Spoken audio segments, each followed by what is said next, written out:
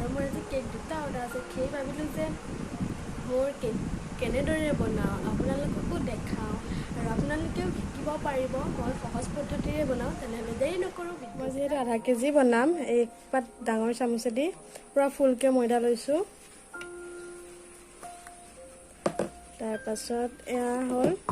চেনি মিক্সিত পিচি লৈছোঁ এখন চামুচেদি আধা ল'ম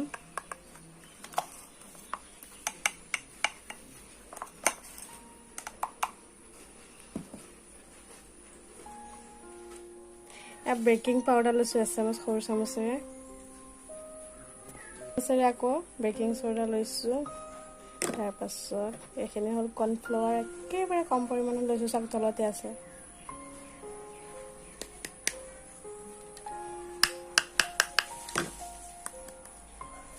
এইখিনিতে আমি এনেকৈ চালি ল'ম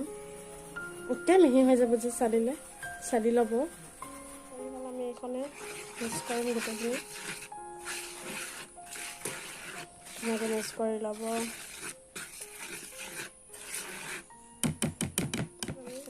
বাটাৰ লগাই লৈছোঁ তেতিয়া তলত নধৰে আৰু কিছুমানে কাগজো পাৰি লয় মই নলওঁ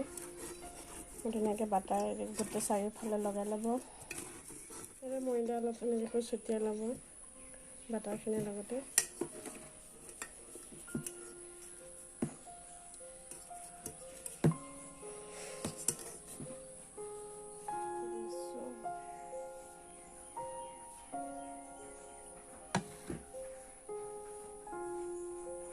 আপোনাৰ জোখমতে দিব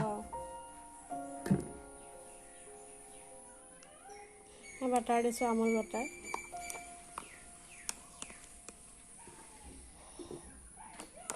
এইখিনি ধুনীয়াকৈ মিক্স কৰি ল'ম ধুনীয়াকৈ মিক্স হৈ গৈছে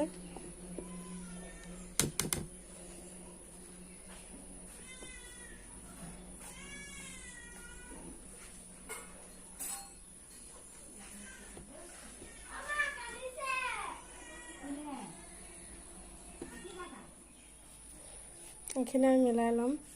গাখীৰখিনিৰ লগত লাহে লাহে একদম মিলাব যাতে নহ'লে পিঠা হৈ যাব এতিয়া চচপেনটোত ঢালি দিম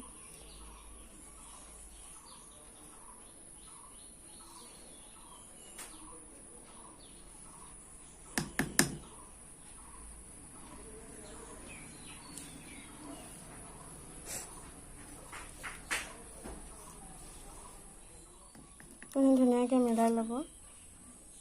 মিলাই লৈ পেলাই এতিয়া আমি বহাই থৈ দিছোঁ বহাই দিম আৰু এখন মাৰি দিম 20 মিনিটৰ পিছত আমি এইটো আমাৰ স্পঞ্জটো হৈ গ'ল এতিয়া আমি নমাই থৈ দিম আজি ভিডিঅ'টো অলপ আধৰুৱা হৈ থাকিলে মই ভিডিঅ'টো স্পঞ্জলৈকে বনাইছোঁ আৰু নেক্সট ভিডিঅ'ত আইচিং কৰা দেখাম যদি ভিডিঅ'টো চাই ভাল পালে like comment share and subscribe কৰি ল'ব আৰু নেক্সট ভিডিঅ'লৈ